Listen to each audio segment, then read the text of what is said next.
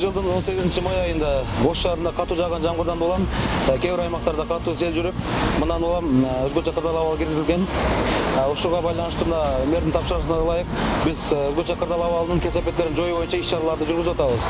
Бүгүнкү күндө өзүңүз көрүп тургандай, Ош Токат жолунун 6 жана 12 чакырымдан аралыкта Ош шаарына тиешелүү участкада сел өтүүчү каналдарды казуу иштери жүрүп жатат. Буга оор техникалар тартылган, ондой техника иштеп жатат.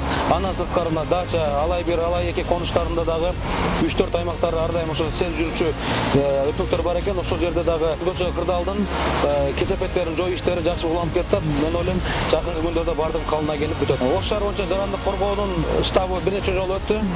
Ал жерде бүт Ош шаары боюнча муниципалдык, мамлекеттик кызматтардын кызматкерлери, мекеме ишканалар толугу менен ошол өзгөчө кырдаалдын кесепеттерин жоюуга катышып, жакшы иш алып кетип атышат.